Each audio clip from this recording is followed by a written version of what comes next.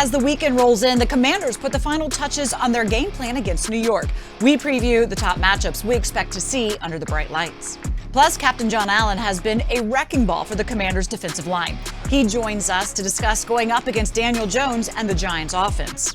And let's be honest, no one wants to see another tie. Our analysts share their keys to making sure Washington ends Sunday night with a win. Command Center starts now. We have something that we've worked for. Okay, people didn't believe in this, and I said last night, thank you guys. Thank you for trusting in us. Thank you for believing in us. Thank you for coming together to be the team that I believe you guys can be.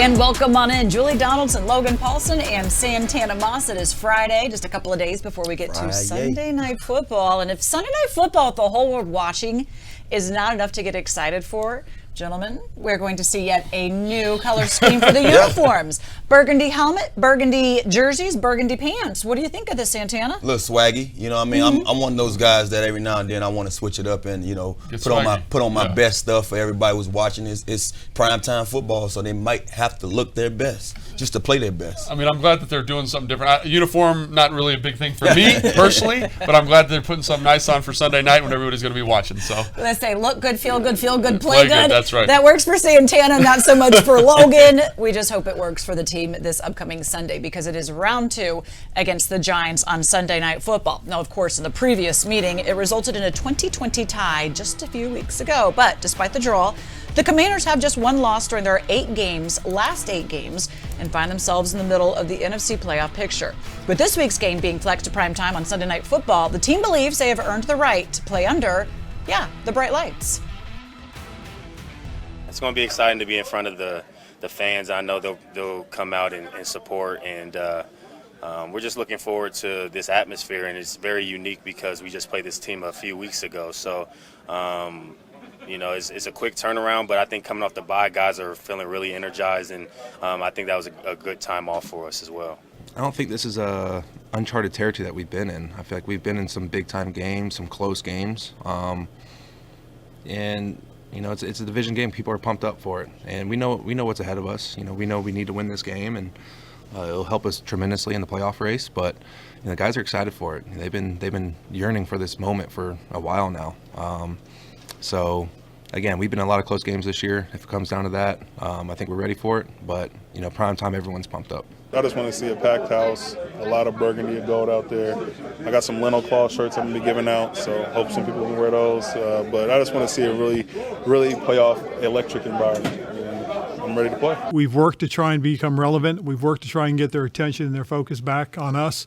And to have, you know, the fan support out there, that would be awesome. It really would. And again, that's what we're trying to do. We're trying to show them and earn their respect back that, you know, hey, we are doing everything we can to get going in the direction we want to be, and we want to play the type of football that will get them to come out and cheer for us. Time to go inside the matchup presented by FanDuel. This fantasy football season, get more ways to win with FanDuel.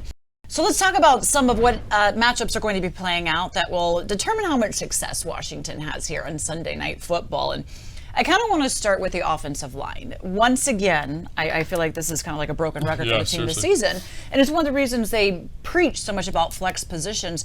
They have to make a change at center. Wes Schweitzer is coming in. Now, he has some experience there. He has some experience with Taylor being in that position. But look, it's not a change that you really want to make at this point in the season, Logan. Yeah, it's not ideal, and I think, you know, obviously Wes is kind of making the best of a bad situation, right? Obviously, Tyler Larson getting hurt is not what you want. We feel really bad for him, obviously. But you know, Wes played center this entire offseason. He worked with Norwell, he worked with Trey Turner, so he does have a level of chemistry with them. Obviously, he's more of a natural guard, but he kind of fits this offense philosophy. Big body, 335 pounds, can move people off the spot. Fits this downhill approach, so not perfect. But again, this is a tough week to be coming in, Julie, because he's playing against the best pure nose guard in the NFL, and Dexter Lawrence, right? And he's a guy who's big, he's powerful, he's quick, he's athletic. And the last time Wes had to go up against a true nose guard was Jordan Davis, and he had his tough time of it. So that's going to be an interesting matchup to keep an eye on. Yeah, it's the wrong time to see us, you know, having to, you know, count on those guys that we have that we can call interchangeable pieces. Yeah. But at the same time, that's why we play the game. And I think that having an offensive line coach that we have, having an offensive line that we have, these guys are ready and they prime for these moments. And West got to go out there and put us big boy shorts on and go out there and play the game. But at the same time, last outing against the Giants, they had 5 sacks against us. Last week, these guys had 4 sacks. They're coming into this week. They was embarrassed a little bit last week, so I know they're going to be, chopping at the bits a little bit. So we just have to go out there and play the kind of game that we know we can play. And that's a great point, Santana, because when you bring those new pieces in, especially against a team that blitzes a ton, it's very, very challenging, right? Because it's the communication between those guys. How does West see it? How does he ID the front? So that's going to be a huge element this week as well. And Dexter Lawrence leads the Giants with 6 sacks, so you know they're going to be coming. And of course, Wake Martindale, he brings that pressure. Yeah. I mean, the Giants are one of the top in the league at blitzing and getting after the quarterback. And we saw that kind of caused some problems last time out, Santana. Yeah. So really it's going to be what does Scott Turner do to adjust and plan against that. And that's one of the things about seeing guys twice in a year. What I mean? You have a chance to adjust. So now we can't sit there and say, oh, we wasn't ready. I talk about so much of not being ready. One of my old high school coaches used to talk about it all the time, and you laughed about it last time I said it, but Coach say, if someone had come up to you and asked you, hey, you want a Hawaiian punch? You got sucker punch the first time, and you say yes the second time, then you deserve it. So this time out, we can't get sucker punch. So I'm sure that Scott Turner will be ready for whatever these guys have brewing for us, and I think it's our time, though. So what about then when it comes to our skilled players against theirs, like our secondary, Terry McLaurin going up against Fabian Moreau, and we saw Fabian had a good bit of success as he just came back from injury the last time out. Yeah, I think the thing to me is the protection, right? And I think that's why these questions go really well together, is because if the protection can hold up, we have better skill position players than they have secondary players. Terry McLaurin versus their secondary is a win, no doubt about it. So I think that's, to me, a huge element. And then Santana, quickly here, we cannot ignore the fact that Daniel Jones is a Hall of Famer whenever he takes on the Washington Commanders. What do you do about him if you're Jack Del Rio? Well, you know what? Lord have mercy. Let me say that first. But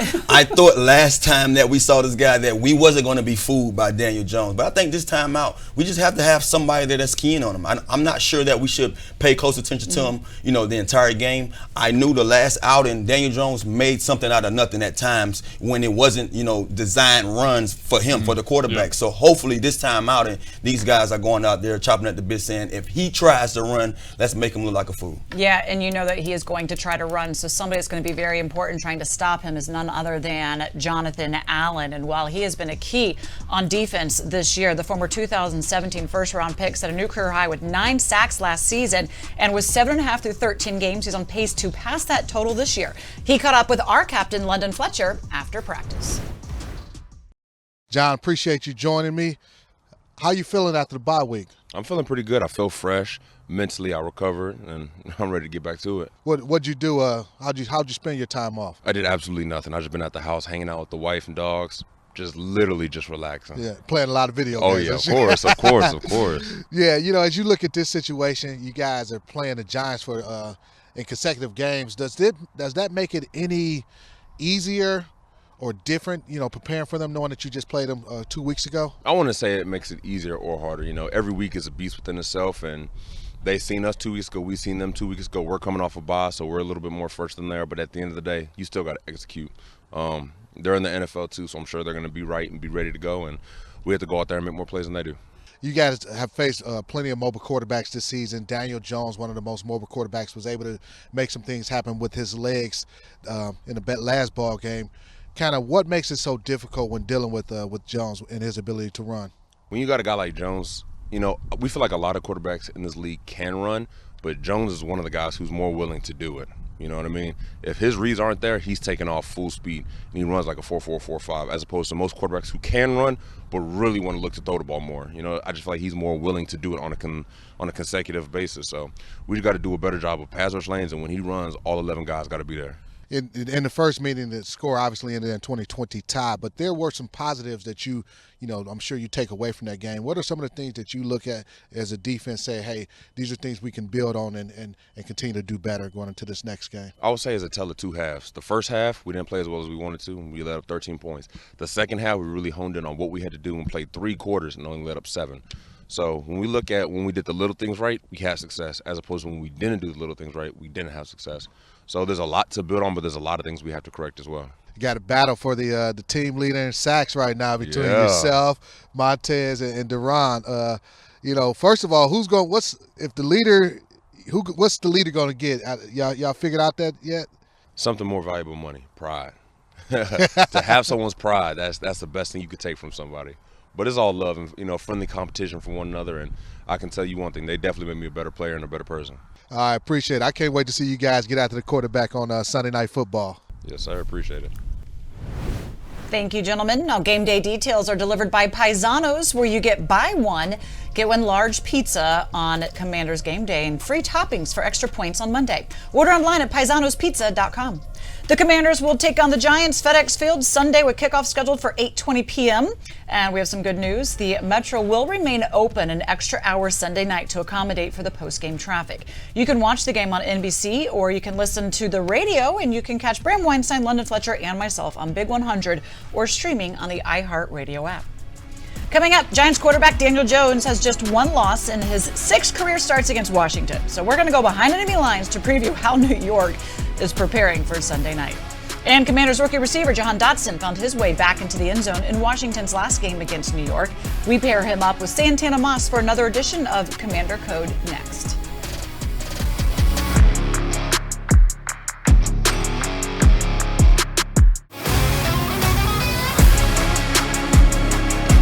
Welcome back to Command Center. Now, after starting the season 6-1, the Giants have won just one game over the last 7 weeks and currently find themselves 4th place in the NFC East. New York lost last year's meeting in D.C. and is hoping to avoid back-to-back losses in the nation's capital since the 2011 and 2012 seasons. For more on how the Giants are preparing for their Washington rematch, let's go behind enemy lines with our senior writer, Zach Selby. Thanks, Julie. And with me, I have John Schmelk from Giants.com. And John, I don't know about y'all. I know y'all had to face the Eagles last week. For us, it's been like reliving Groundhog Day for the past month. All we've thought about is the Giants. And I think, this matchup is really highly anticipated, coming up really soon. But what has the atmosphere in the locker room been like so far this week? Yeah, I have questions for you on what it's like playing the same team 2 weeks in a row. I've never gone through that. I think it's kind of cool. Yeah, it's been fine. I mean, the team has not played well recently. They're 0-3-1 in their last, 4 games. You go back a little further, they're 1-4-1. And they're not playing their best football right now, and they had a tough game last week against the Eagles. The Eagles are obviously probably the most talented team, or at least one of the top 3 most talented teams in the league. So those losses are going to happen. But the Giants have gone back. They've refamiliarize himself with Washington. And the one thing I think the Giants team has done good this year, and it starts with the head coach Brian Daboll, is that you can't really tell after games whether it's a win or a loss with this head coach. He's kind of always the same. And I think that has filtered down to the locker room a little bit. And I think that's helped this team get through this tough period. But now the intensity's ratcheted up. It's a win and you're probably in type of game. And we'll see if the Giants can get back to playing the type of football they did the first half of the year, where they ran it really well. And that's kind of how they won football games. Yeah, I mean, honestly, you bring it up. Yeah, I mean, playing the same team twice in back-to-back is, I can definitely check that off my bucket list in terms of things I've accomplished in the course of my career. It's definitely very unique, and a lot of the players say it's very unique too. But I mean, and like you said, everyone kind of knows how important this game is, but they all seem to be very cool, calm, and collected. Obviously they want to win, but it seems like they're trying to treat it as much as business as usual as they can possibly do. But you mentioned Daboll, and it really seems like some points he's holding this team together with Scotch tape, just because of how many injuries they've had to deal with, really over the past couple of months. And they're looking at the injury report. It seems like there's a couple more coming up. I mean, how is this team been able to stay together, stay competitive, despite having so many holes on the roster? Yeah, I don't think Scotch tape is enough. I think they've used some ace bandages, they've gotten some cast, they've gotten duct tape, whatever you can get, they've used. Because you're right, the injuries have been an issue, especially the second half of the year. And unfortunately, it doesn't look like they're going to get healthier in the secondary. They've been without Xavier McKinney and Adoree Jackson for the past handful of weeks, and it doesn't look like either one of those guys are going to be back. So it's going to be basically the same group of corners. They've had to deal with a lot, and it's a credit to the coaches to have these guys playing at a high level. And what kind of interests me this week, and you talked about with the 2 weeks in a row, is the matchups, right? You know, these offensive linemen and defensive linemen really know each other after going against each other for 60, 70 plays 2 weeks ago. The same for the receivers and corners. Do they try to counter now? Do they try to do something different? Do they try to surprise? Or do they just go back to what worked? I think it's a really interesting chess match in the one-on-one matchup category and, frankly, between the coordinators on the two teams. This Sunday, the Commanders Charitable Foundation is teaming up with the U.S. Marine Corps for our annual Toys for Tots game. Fans are encouraged to bring toys to donate for the holiday season.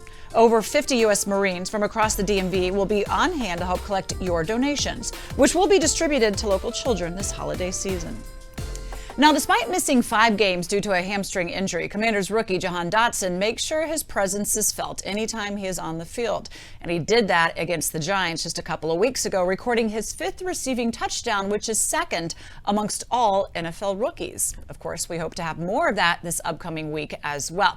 And we also, we like to have him paired up with one of our other legends, Santana Moss. In this latest episode of Commander Code, they play Commander Who.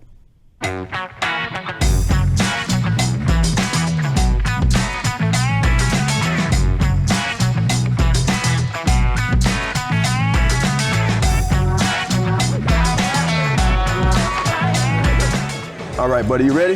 Yes, sir. Let's get into this thing. I'm gonna ask you first, is he the offensive guy? He's not. Not an offensive guy. Okay, so let me get my offensive guys up out of here then. Is my guy offensive guy?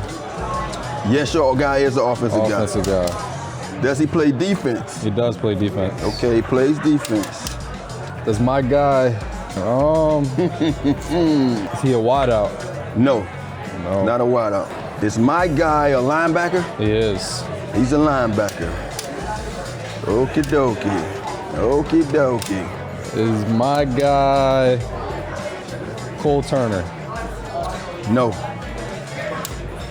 Is my guy London Fletcher? No. Okay. Is my guy a tight end? No. Is it Cole Holcomb? Cole Holcomb. All right. Cole Holcomb. One more. Let's get another one. I'm gonna let you start it off this time since I started off last time. Is my guy a defensive guy? No. Not defense. Is my guy an offensive player? Yes, sir. Okay. Does my guy have facial hair? No. Does my guy plays receiver? Your guy plays receiver. Okay. Does my guy play receiver? Yes. Is my guy me?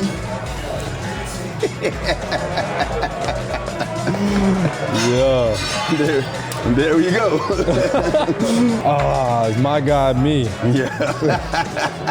I guess they want to crisscross us up a little bit. That wasn't so bad, man. Make sure you catch them all on our website, Commander Code. And make sure you get a ticket to the Giants against the Commanders game Sunday night and receive a limited edition Love Your Melon beanie, starting at just $65. Of course, we want to see you there for Sunday Night Football, so visit commanders.com/loveyourmelon to purchase yours today. And for those of you who plan on being in attendance Sunday night, you're going to want to arrive early because we have a really exciting lineup for your pregame entertainment, including performances of the iconic Left Hand Up, and former Washington Titan Vernon Davis will be performing his latest song, Bounce Like Dis, in the Legends Plaza. And while you're at it, swing by our pregame set in the South End Zone at Section 232, just right around the corner. Coming up, the Commanders are coming off a season high of 411-yard performance against the Giants in Week 13. But it wasn't enough to leave the Big Apple with a win. We share our keys to a victory when we return.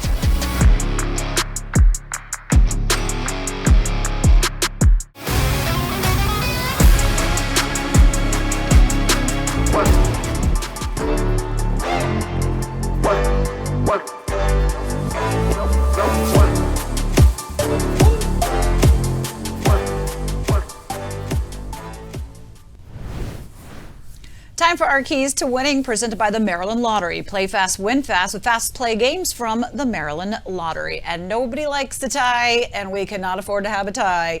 So let's get our keys to a victory on Sunday night. Santana, lead us off. Well, I'm going to lead us off, and I know, Logan, you have a little bit to talk about with this too, but I think one of my biggest takes is we have to be more efficient on third down. And I think in order for us to get to third down, we have to be efficient on first and second down. And I'm not saying that last outing we wasn't. I think we shot ourselves in the foot a couple of times. A lot of penalties. And a lot of penalties on that first and second down. So this time out, we can't have those little mistakes. And I think that will give us a better chance to have, you know, the more convertible third downs, and we can go out there and take advantage of it. Yeah, absolutely. I totally agree. And I also think Wink Martindale, for all the pressure that he brings, first, second down, whatever, it doesn't matter, on third down, third and short, not quite as aggressive. So if you can get in those manageable situations, that's going to help with the protection a little bit. The other one, and this is you right here, right? What do we got?